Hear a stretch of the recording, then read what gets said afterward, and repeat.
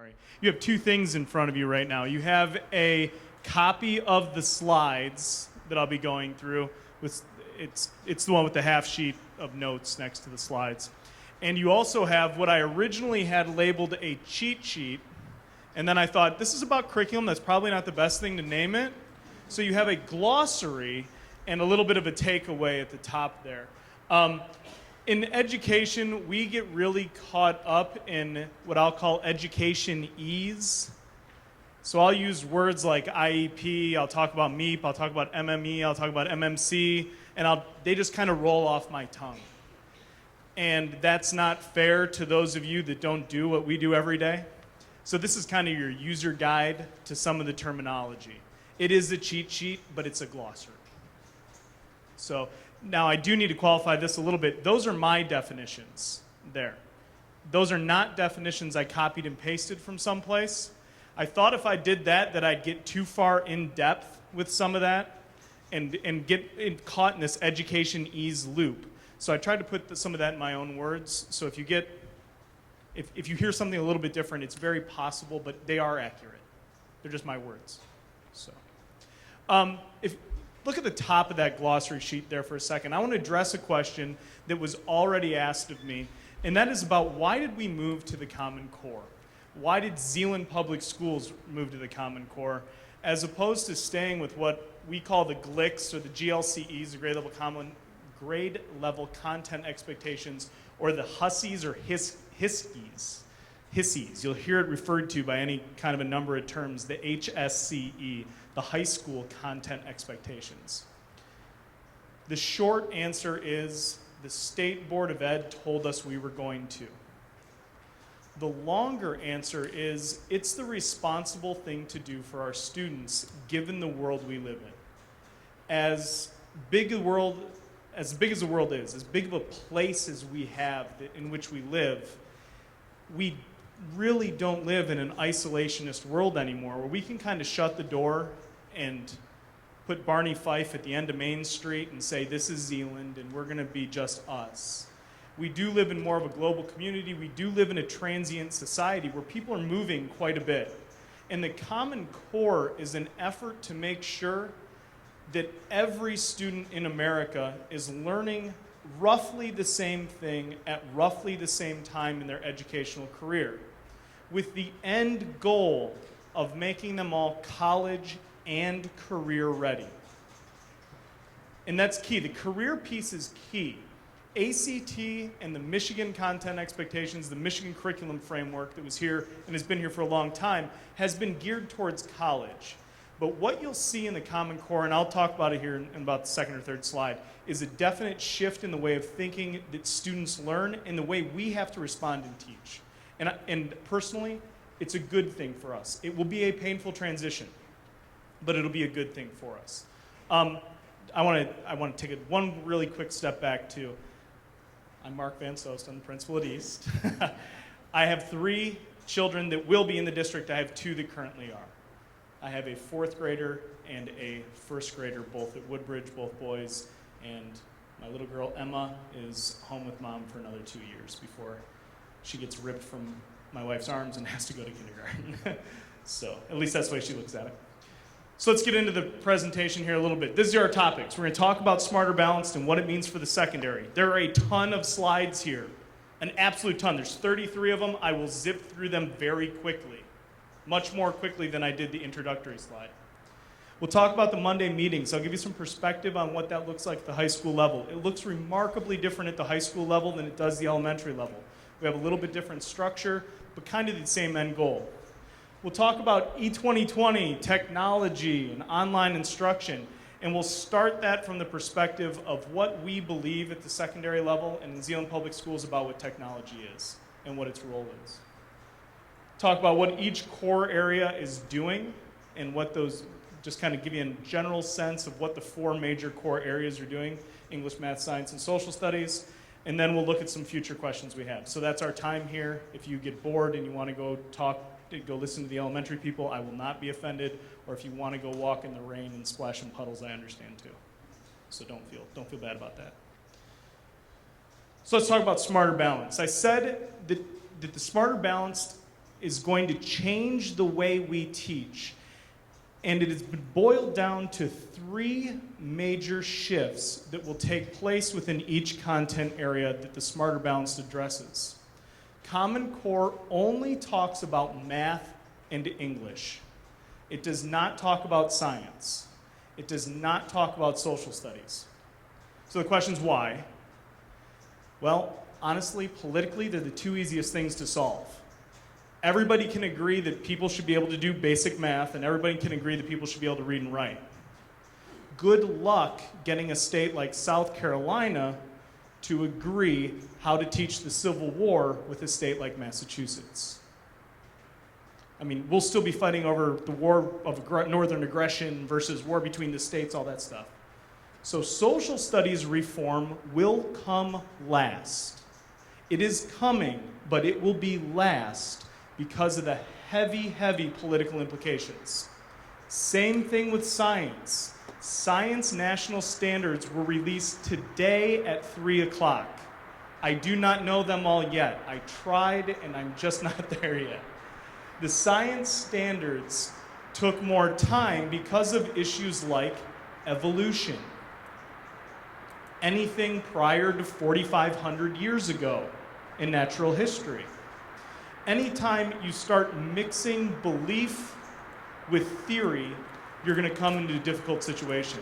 So that's why the Common Core really looks at English and math and says, we can solve this. We can take baby steps and make sure every kid starts thinking, speaking, and writing in around the same way so that they can communicate more effectively. That's that 21st century skill piece, the communication, the collegiality, collaboration type things that our other curriculum really didn't address. The Michigan Merit curriculum really did not address the fact that people have to work together. It was tests taken in isolation, survival of the fittest, you're going to do well or you're not. Smarter Balanced and the Common Core are going to ask for computer adaptiveness, what John just described. Adjusting a test so we can really find out what a student knows as opposed to what they don't know, and really get an understanding of what that level of proficiency is. So in ELA, we've got the idea that students are going to have to read more nonfiction. I was an English teacher. This petrifies me. Until you look at it a little bit more. There's 2 ratios up there, 60-40 and 70-30. In the middle school years, the Common Core says that 60% of the reading a student does should be nonfiction and 40% should be fiction. That's not in the English classroom. That's across all core disciplines. So students will be reading in the math world. Even though the Common Core is not a set of standards for social studies and science, it does say students must be literate in a scientific world. Students must speak the language of social studies, think like social studies practitioners, whether it be a psychologist, a sociologist, a historian. It's developing the frame of mind by reading within the content area. So as an English teacher, when I see that 70-30 for high school, my heart just dropped. So my novels are gone? No, the English department is the home of fiction now. The responsibility for nonfiction reading is amped up in all other subject areas though. Now you're not just learning how to do the math, you're reading about mathematical thought processes. You're reading data tables. You're reading articles about mathematics. You're looking at scientific publications and pulling facts out of it, which is different than what we've done in the past. Once you've read about it, you need to use it somehow. You need to support your thinking with the evidence from that text, and you have to begin to speak the language of the scientist. So those are the shifts in ELA. In math, we've already talked a little bit more, and I don't want anybody to recoil about the 3rd bullet there. Our curriculum used to be an inch deep and a mile wide. We would teach the same concepts year after year after year after year. If you think about your kids' homework as they came up to the secondary level, it's kind of the same stuff year after year after year. My 3rd grader has talked about basic understanding of fractions. We've just changed the picture from 4 apples to a pizza.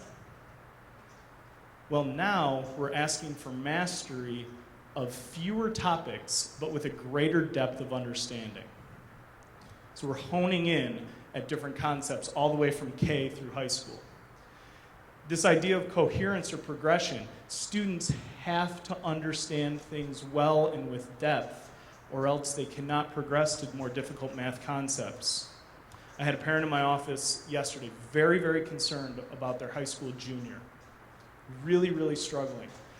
As we talked more in the conversation, the foundational skills and problem solving, required for chemistry were never learned in 7th or 8th grade. But because we had so much stuff to cover, we had that mile wide, it was, you gotta keep up. I know you get it with about 70% proficiency and you'll get your C, but I gotta move on. And it's easy as a teacher to think that. But instead of saying 70% is good enough, now we're asking for true mastery. We're asking for 80, 90% comprehension, at least 80, 90% comprehension, so that later when you're a junior and you're building on that scaffolding, it's there and you're able to move on. Talk about rigor, greater conceptual understanding, fluency, and application. Rigor doesn't equal challenge. It doesn't mean it's harder. It means we're going to ask students to take a mathematical concept and actually do something with it, actually apply it, actually be able to fail at a science experiment, actually try to figure out how tall, say, the flagpole at the school is and get it wrong. But can they explain how they approached that, and then can they understand why they got the answer wrong? That's a completely different level of understanding than, no, the answer was B, not C. So it's taking a step forwards by narrowing down the content focus. Smarter Balance is going to have 6 item types, and I'm not going to go through and really explain them all in depth, but here's what they are. Selected response, that's multiple choice. Constructed response. This is a constructed response sample. Smarter Balanced has just come out with these sample items within the last 3 months. They've said, here's a sample item. This, I know you can't read it on your page. This, in essence, says to students, this Miss McCrary, for those of you that are Michigan basketball fans, no, it's not McGarry, unfortunately, it's McCrary. Miss McCrary wants to make a rabbit pen because she likes rabbits. Now, it has to be this many square feet, it has to house this many rabbits. Rabbits need this much space per rabbit. What possible configurations can you come up with? And they have to fill in pen 1, 2, and 3 up in the corner. And then they get thrown a loop. Okay, great, you designed a standalone pen. Now Mrs. McCrary woke up one morning and she said, hey, if I put it next to my house, I can probably make it bigger. Design the pen now. It's a different level of mathematical understanding than what is the perimeter of this rectangle if side A is 4 and side B is 6. It's a much different level of conceptual understanding. Technology enabled.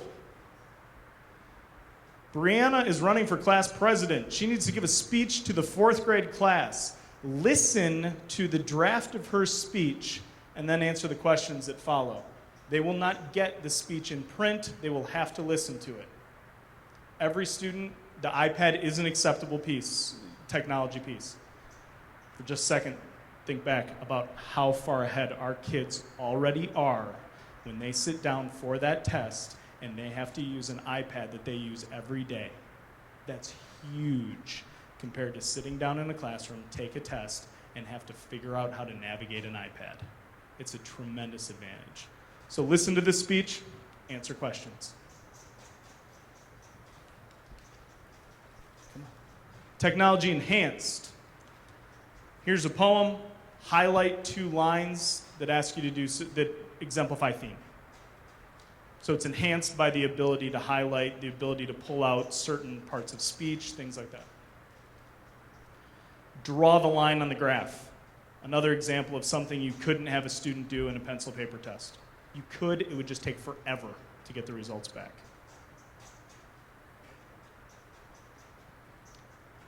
Smarter Balanced includes performance tasks.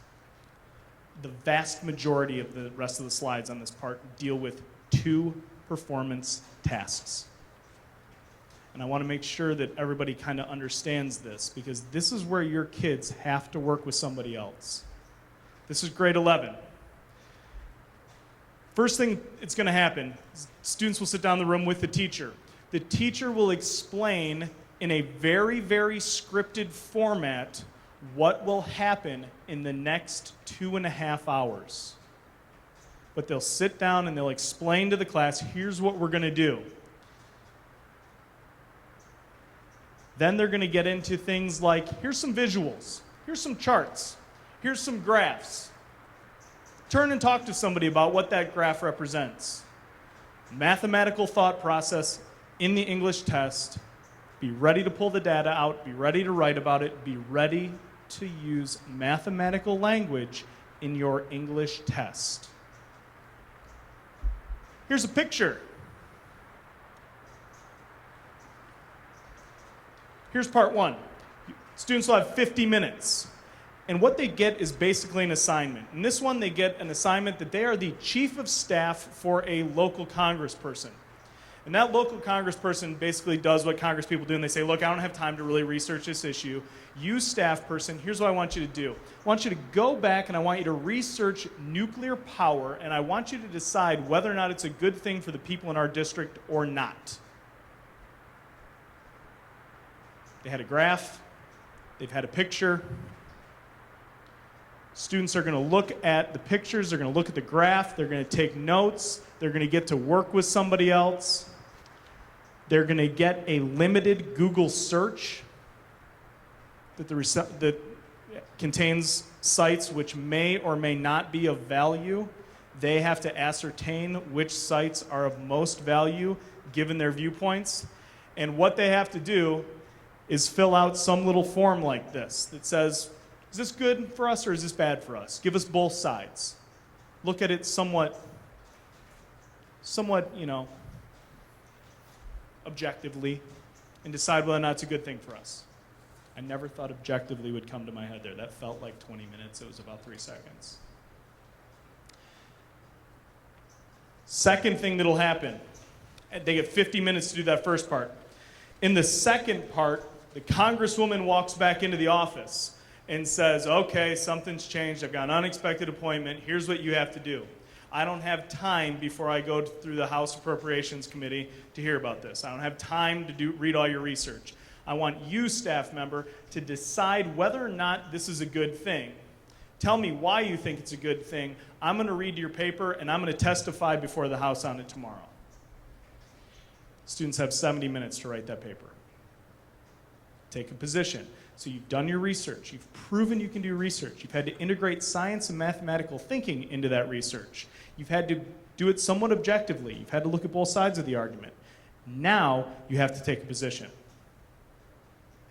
It's starting to sound a little bit more like what we all do at work at times. I don't want to say we have to hit a moving target that our bosses set out there, Cal, but we do have to perform larger tasks than fill in bubbles. And that's just the argumentative reports. Here is a 4th grade mathematics performance test. 4th grade.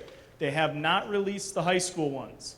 When I showed this to our faculty, as soon as I was done talking about this 4th grade example, they said, well, it's obvious why there's no high school example, because there's no possible way to write one. This is 4th grade.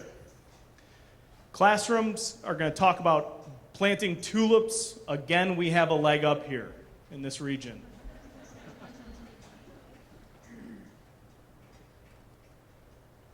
Read that first idea for a teacher. Bring in actual tulip bulbs. Smarter Balanced has already said if they put an idea like that up there, they will give every teacher in America that is giving this test a tulip bulb. Must be nice to have a $300 million grant. Teacher then has a responsibility with the 4th grade class to sit down and talk about what a community school partnership looks like. They talk about the parts of a tulip bulb, which to many of us look very familiar. Talk about various types of bulbs, that bulbs just don't make tulips, contrary to our beliefs. They'll talk about measurement. They'll talk about important calculations. And then students will work in pairs to work on that table. Again, kids working together to come up with a product, not testing in isolation. Smarter Balanced is going to make our kids work together. Students are then going to decide how to build this mysterious planter they have to build and what shape it's going to take. They get to be creative. And then they have to perform some typical math tasks. So it doesn't look entirely different, but we've already got students working together. We've already got them constructing responses. Here, Sam thinks they should dig all the holes 3 inches deep, but Rosa says that 3 inches is not deep enough. Who is correct, and tell us why you think they're right? There's no right answer here. There's a thinking process that has to be looked at. So if we're going to build bulbs in a rectangular planter, the distance between bulbs should be 3 times the width of the bulb. This picture shows the bulb is 1.5 inches wide. Use your ruler and mark an X where the next bulb should be planted. So if you think back to that technology in ants, technology enabled, so now you'll be able to tap where the bulb should go.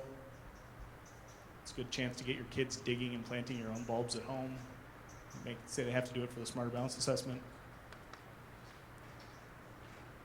Then using your drawing, calculate the length of the space. You can take a look at these on your own, but the point is they're different.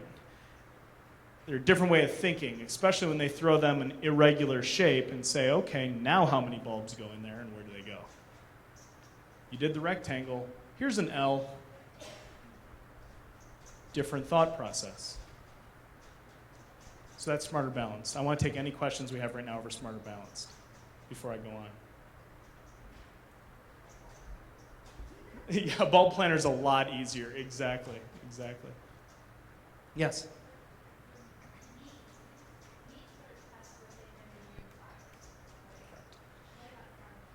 Okay, the question was, and I was told to restate all questions so that people that are watching this at home, the tens of people that are watching this at home, can hear the question. So the question was, MEAP tests what they learned a year prior, right? And what they maintained over the summer, and what they were able to review in September and October.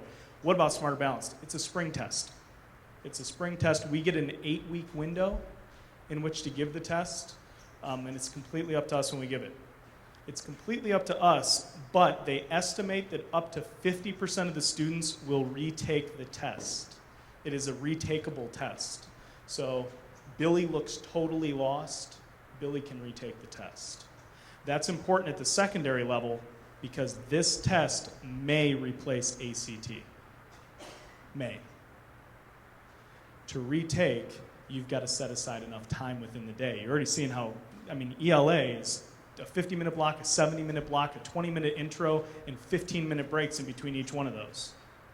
It's a time-intensive thing.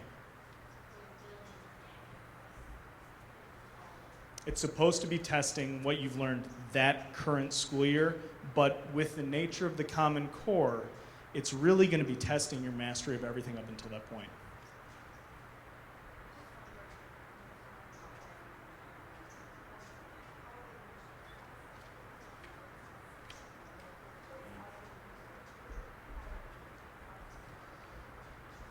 The question was, how will they be assessing this? Is that an accurate summary? They're going to be writing. How are they going to be assessing it? There is a model being developed using artificial intelligence to grade writing. We were just at the ASCD National Conference in Chicago, and I listened to the Smarter Balanced. She is like number 2 at Smarter Balanced. Their plan is to turn around all results within 2 weeks. So students will write, it will be artificially intelligently graded. I say that very tongue-in-cheek. And the results will then be shipped back. there will be a group of teachers behind the scenes norming and double checking the accuracy of a random sample of the artificially scored writings. Okay? So they've got a group of teachers in a room who will say, okay, what would you all give this one? What did the computer give that one? And we really, really hope they match. Smarter Balanced is running a pilot. Those of you that have children in both the elementary world and the secondary world know that the pilot is being run in some of our elementary schools. They didn't have a choice. They were told, you will be doing the pilot. Not all of them, some of them. We don't get any results from that pilot. All we're doing is testing questions. So that's where that norming process initially is going to happen. When they run it live, though, they will still have a group of teachers that have been trained in the norming process and are scoring things. In May 29th, a complete Smarter Balanced practice test is being released.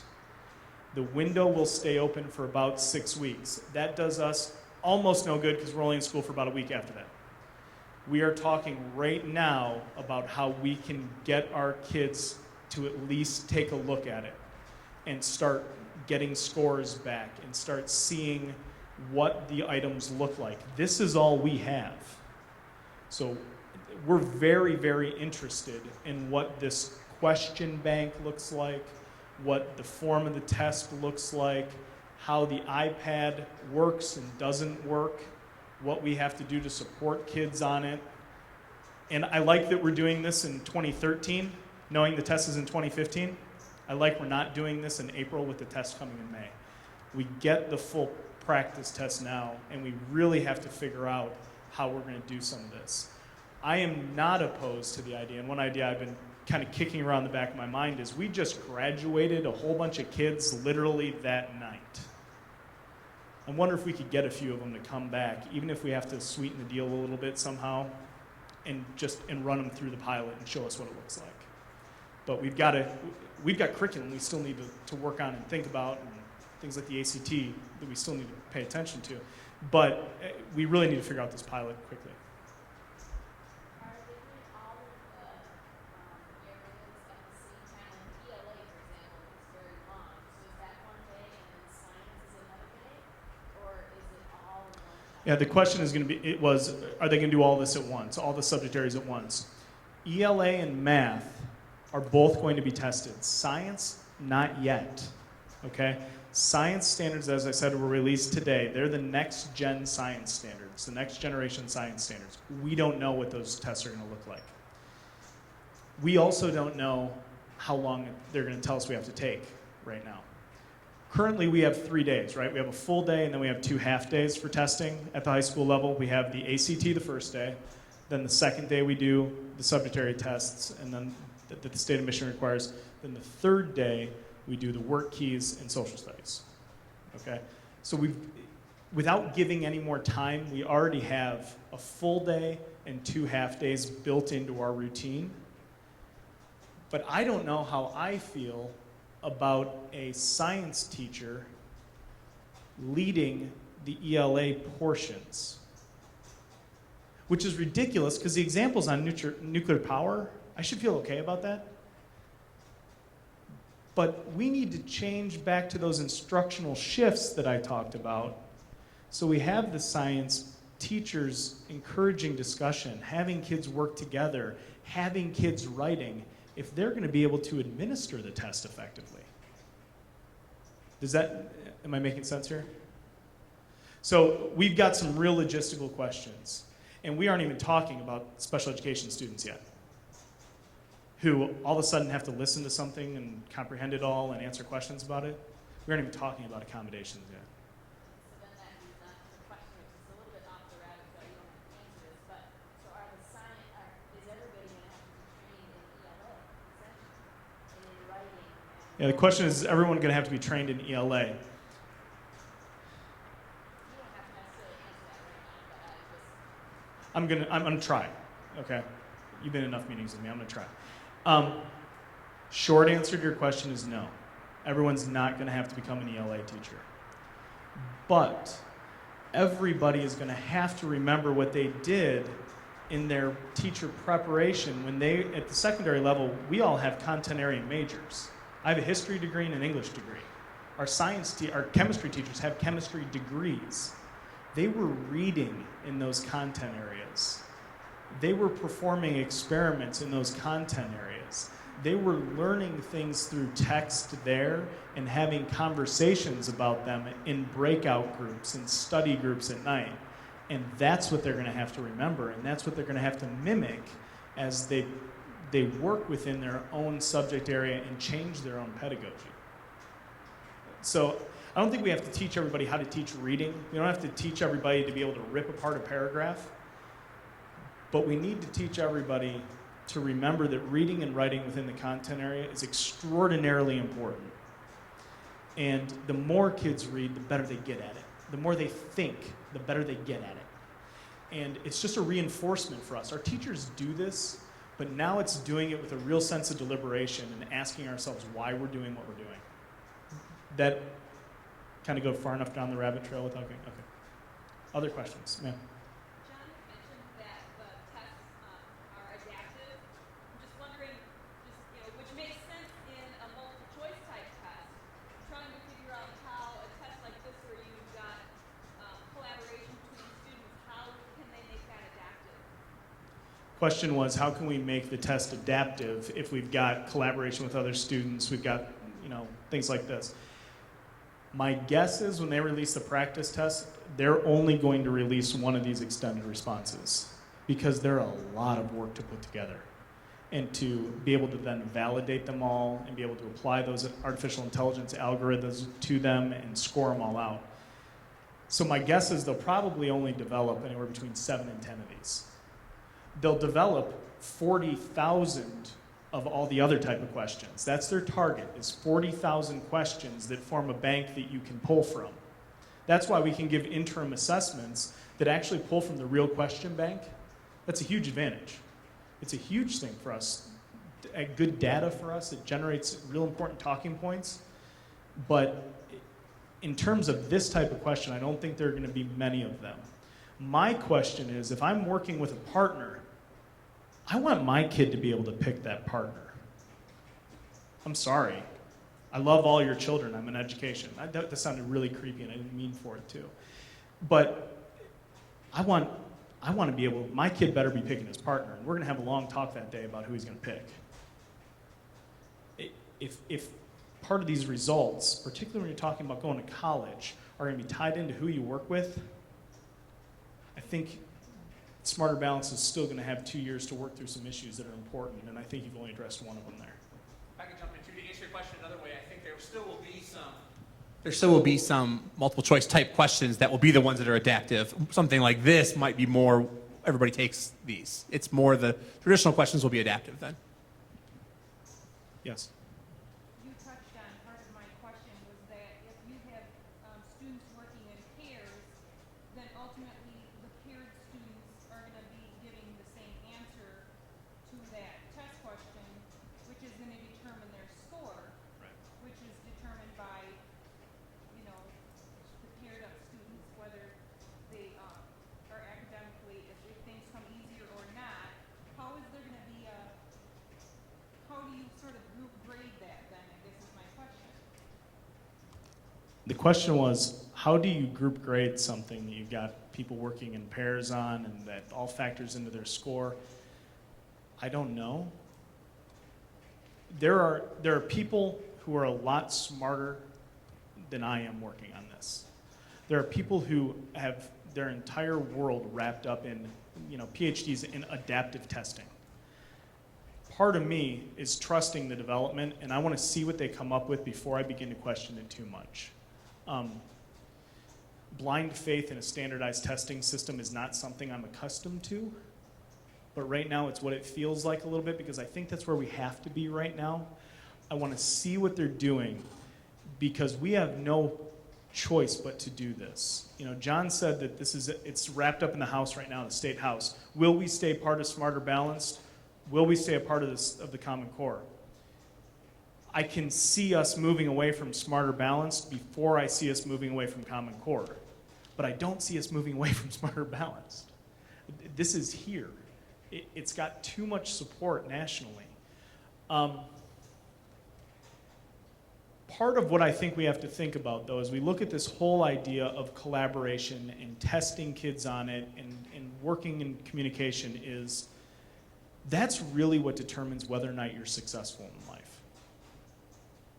When I hire, content is important to me. But when I meet somebody and we sit down and have a chance to have a conversation, that's really what matters on whether or not that person's going to eventually be hired. Those are the things that make you successful. So the ability to talk with people, the ability to work with people that are not your ability level, whether they're very, very more apt than you are or whether they're much more inept than you are. You still have to work with those people. And I think what this is attempting to do is start to say, can you work with people to solve complex tasks in ways that may not be prescriptive? You know, Miss McCrary right now might want a rectangle, but Miss McCrary might want a star rabbit pen. But she may not even know that unless Billy and Johnny presented it to her. It's kind of, you know, Mad Men was Sunday night, so it's kind of like the ad agency, right? You pitch these ideas that you come up with as a team, and you think about how are we going to solve this problem together, and does our consumer, does the person who's evaluating us, I mean, that's what success in life is determined by, right? And I think that's what Smarter Balance is attempting to do, and begin to think in that way. So I think we're all going to have to think about assessment a little bit differently. And to me, it's kind of exciting. You know, science and the science experiments we do right now in our classrooms are purely about confirmation. You learn a concept, you do a lab that confirms that concept. But what if a kid, within reasonable amounts of safety, gets chemicals and has to discover on their own why they're reacting in the way they are? That's what science is. That's how innovation happens. And ultimately, that's how success is going to be determined. And I think, I know I've talked in big circles and I'm way down a different rabbit trail, but I think that that's where Smarter Balance is headed. I think that's what the Common Core is encouraging us to do. Is that? Sir. How does this ramp up of the new system affect students who are currently going through the system, say a ninth grader, over the course of these 4 years? How is that going to affect them as they go through? Question is, how is this going to affect a kid that's already in the throes of the system? We're changing lanes. And I think that's the best analogy I can come up with. We're on a highway, we're headed the same place, but now we're changing lanes. We may change to a different highway and get there in a little bit different way. Kid's still going to arrive in the same place. Your student will still be fine. That's our job as educators, to make sure they're still well prepared. And what the Common Core does for me personally, if I was still in the classroom, is I would look at it and I'd think, okay, good. There's finally a narrowed down set of expectations. I don't have to be worried about this pressure to get it all in. I can really focus on fewer things, really do them exceptionally well. And then they're going to take a test, which isn't going to show, the whole point of it is not to prove what they don't know. The whole point is to show their level of learning. And that, to me, as an educator, is an exciting proposition.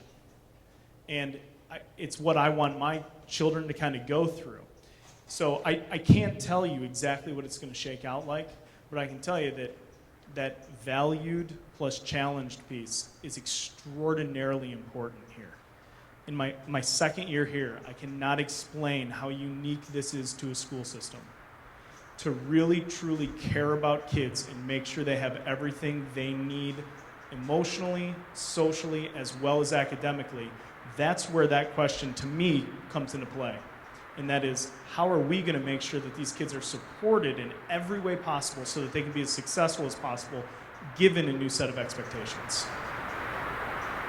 Yeah, go ahead. Is it going to change the course offerings or just the way the current course is At the lower secondary levels, meaning middle school, freshman, sophomore year, it will change very little in terms of our course offerings. The content of those courses will change. It will. It will not change so drastically that you look at it and say, this is not the algebra I learned.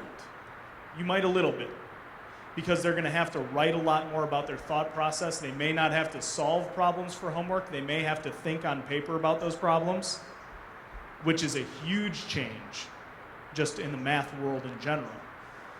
So, you know, that's not going to change. Algebra 1 will still be Algebra 1. However, as you get more advanced in the Common Core, there is more leeway in terms of what standards are included at the upper level math and in the upper level English courses. We'll still offer AP. We will still offer AP. We will still offer the AP Calc. We'll still offer AP English Lang. But they're going to look very, very similar to what they do right now. I mean, they're following the AP curriculum, which is already more aligned with the Common Core than it was the high school content expectations. That answer your question?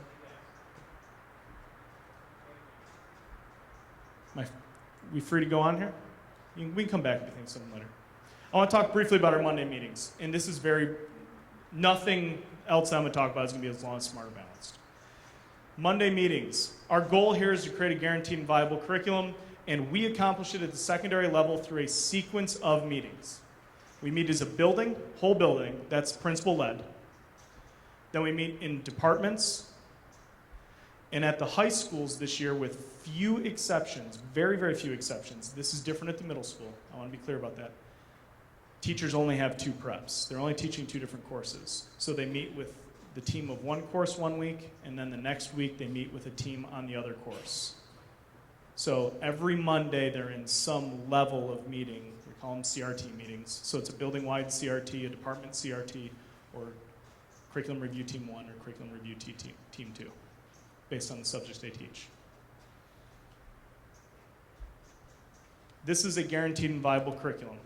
This is one concept of it. You can find tons of concepts out there. This is one. So 3 to 5 years from now, we want a curriculum that in blue up here is standards-based.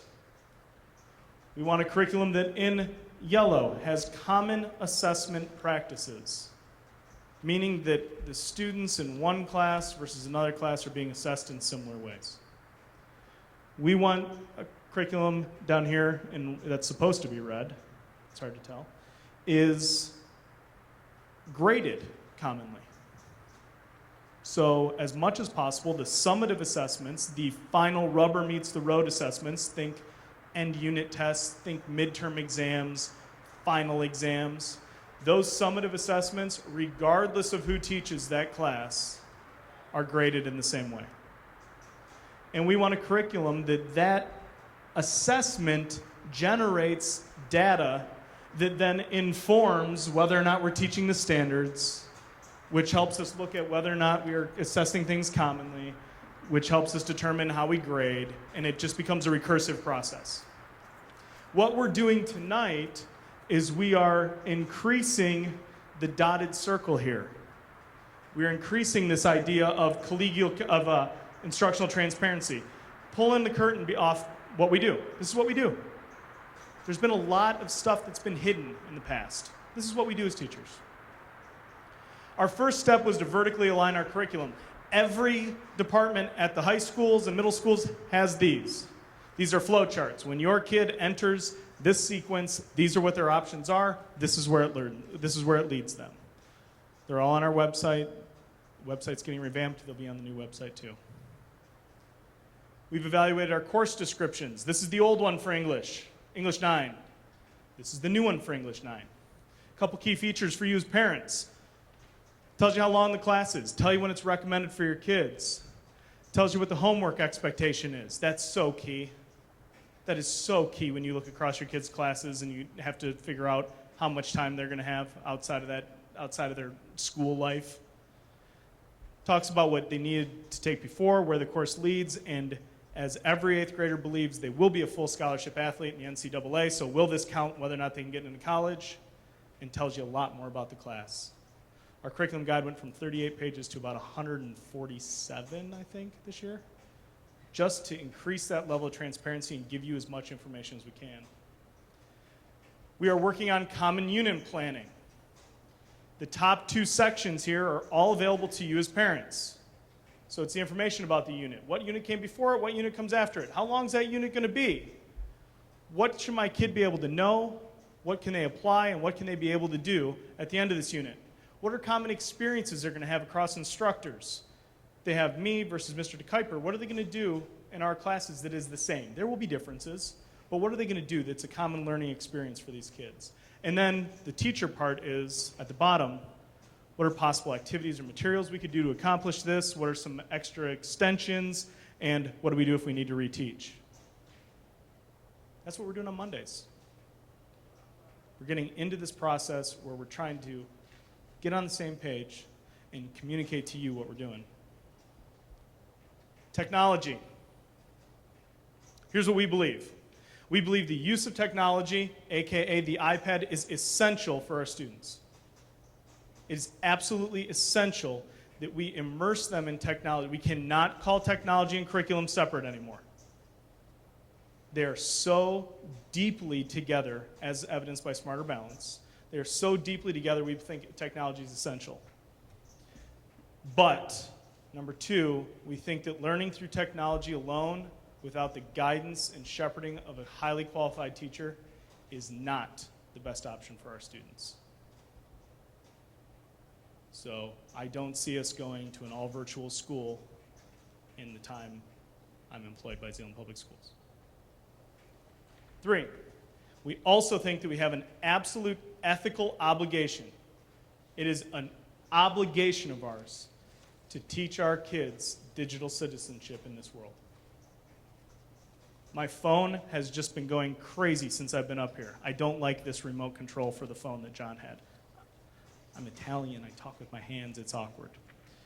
But it's been going off. I haven't looked at it.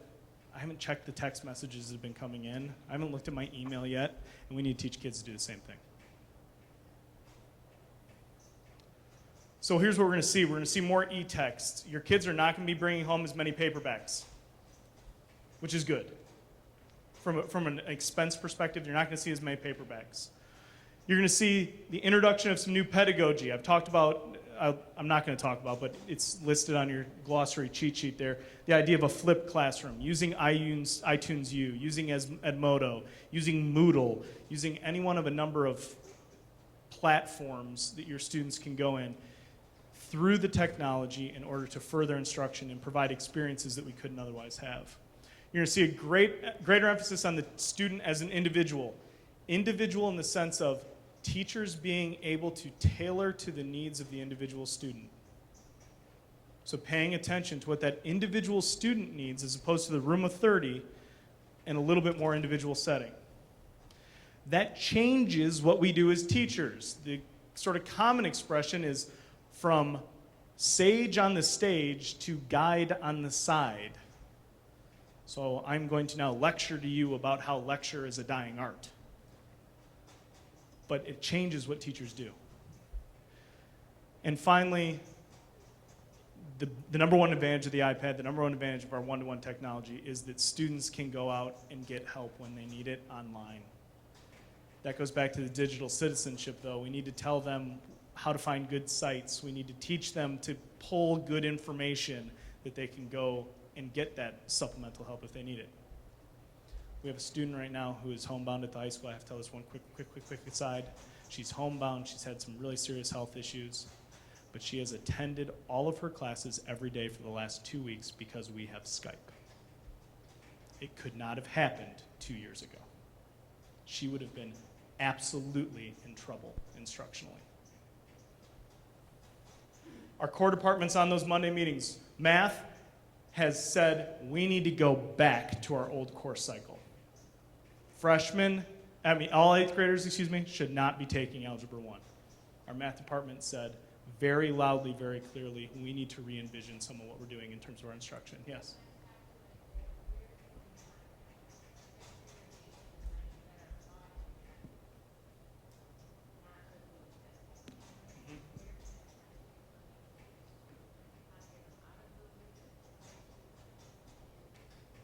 question was, where can I find information in terms of what options are?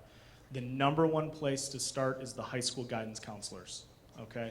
Every single one of them has been really working hard on the math issue. If you're having trouble getting a hold of your high school guidance counselor, let Mrs. Johnson or myself know, and we'll make sure that you get what you need from your counselors. The counselors are really the ones that are best informed, as are their math teachers. Their math teachers should be making some recommendations in the transition from this year's 7th grade to 8th grade, 8th grade to 9th grade, and 9th grade to 10th grade in terms of which courses they could take. Because you could have a student that took Algebra 1 already, and you're saying, I don't want them in Algebra 2. That's fine. Put them in Honors Algebra 1 STEM. Okay, put them in that STEM class. Colleges are going to see it, they're going to look at it, and they're going to say it's a different experience, and they're right. They're right. 6th graders, we should have the sequences worked out for the 6th graders, the current 6th graders. English Language Arts has talked about this GUM curriculum, grammar, usage, and mechanics, and at the high school level, we've talked about the adoption of the English 3200. English department is way ahead in terms of Common Core adoption. They started about 2 years ago. They really got on the bandwagon. There's some tremendous leadership both at the high school and middle school levels that have led them down this path. Science, Next Gen came out today. And it means we've got a lot of reading to do. Also in science, pretty exciting, we just started a partnership with the Van Andel Education Institute. You know Van Andel from Grand Rapids. Not from Amway, but from the Van Andel Research Institute.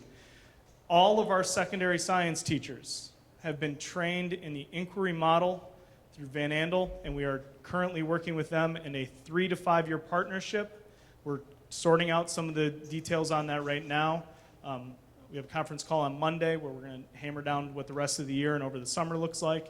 And every single one of our teachers is going to be working on getting that next gen thinking happening, that next gen science work going on. It's a very, very exciting time for us in science. I was just given this from the back, so you can read a little bit more about what the partnership is on your own and take a look at some of that.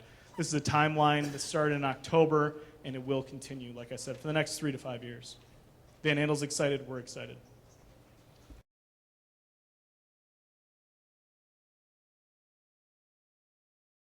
We've also got students coming to us out of Zeeland Christian in their immersion program. We need to service those kids. They're our kids, they live in town. Their parents just made a decision for one reason or another to send them to a different elementary or middle school, but they're going to come to us in high school. And what are we going to do to help give them what they need? Research shows the second language is really a great thing for them, actually a third language. But if they want to continue with Spanish, we've got to be ready with Spanish 5, 6, 7, 10, 42, whatever the case may be. The iPad. The iPad is becoming and has become an absolute must in our classrooms, and I'm going to speak only from the perspective of Zeeland East, at Zeeland East. I know that Mrs. Johnson would tell you the same thing at West. It is something that is so deeply ingrained in our curriculum that we have to continue with the iPad. It is something that brings with it multiple challenges, but the benefits far outweigh the challenges that we face with it. We've got a daily schedule that we've heard parents say, my kids need options. It's a lot of variables to look at. It's a lot of things we need to discuss. So we're going to continue to look at that. Alternative educational options. We have, in the glossary that you have there, talks a little bit about a SOAR program. We have Summit School. We have some options for alternative education. But what does that continue to look like within Zeeland Public Schools? And finally, Summer Stretch. Summer Stretch is a program that was started here last summer to help prevent the summer slide. Summer slide being, we get kids to this point, then they don't do anything with school for 3 months and they slide backwards. How do we stop them from sliding as far, if at all? So what does that look like and how does it continue? It will be continuing. At the high school, probably not. At the middle schools, it will be continuing. I can explain the reason for high school really quickly. Anytime you give a high school student something, the number one question they ask is, what type of credit am I getting for this? Is it going to be on the test? What kind of credit am I going to get? Well, okay, we can figure that one out. Then it's everything we give, we got to grade. Who's doing the grading? If we have them read something, that goes to all the English department. Well, maybe not, because with Smarter Balanced and the Common Core, we got to read across disciplines. Well, I've got 6 classes. Which classes should I be doing my reading for? Well, the Common Core is only in English and Math, maybe just those 2. The science teachers are going to say, well, what about me? And the English and Math teachers are going to say, what about the science teacher? So there's a lot of stuff that is wrapped into it at the high school level. It's a little bit easier to solve at some of the elementary and middle schools. So summer stretch is something that's out there on the horizon for us. Lastly, I'll leave you with this. As we move forward into Smarter Balanced, as we move forward into Common Core and next-gen science standards, this is the key question for our staff, our faculty. For me as a principal. For John as the interim assistant superintendent for curriculum and human resources. What is the best use of this finite amount of time, this precious amount of time that we get each day with our students? What is the best use for them as students and for us as a teacher? Is it them sitting there like you have been for the last hour and a half patiently tolerating me? Or is it something that truly engages them into a complex thinking process that gets them talking with other people? Because that looks a lot different than what we've done. So this is our focus question. This is what we need to think about as we move forward. Thank you all for coming tonight. If you have any questions, please feel free to fire away. One of my kids is already in bed. The other 2 are on their way, so I've got the time.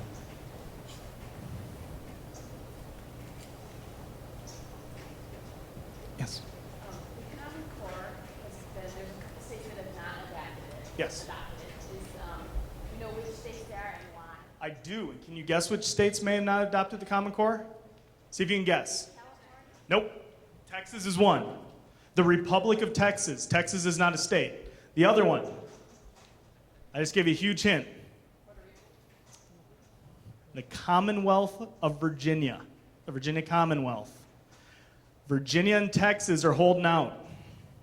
But they're going to be through the hold on on everything, right? They're holding out on becoming states. So they're going to hold out for a while. Alaska has not adopted, but Anchorage has. And as Anchorage goes, the state of Alaska goes. So the reason is political. Texas is hugely political. Something like 35, I think, % of the textbooks sold in this country are sold to Texas because they do mass book buys for the state. You'll remember of a historical story that involved the Texas School Book Depository. It's where Kennedy was shot from by Lee Harvey Oswald. That's where they stored all the books for the state in Dallas. They do statewide buys, and they put them in depositories throughout the state. Districts have to go get them, transport them back to their districts. So Texas is holding out because there's a cash cow there in Texas. There's an awful lot of emphasis put on the Alamo and the American West in some of our U.S. history textbooks for a very specific reason. Texas buys the books. And just a follow-up question to that, for so many states to agree on a baseline or a common core, are some of them thinking, that's fine, we can meet that, but we'll go above it? Are some of them thinking, wow, this is going to be hard for us to even make? I'm thinking of even just students in general. Some will be below and some will be above. So Question is, what's the state's reaction been to the Common Core? Is that fair?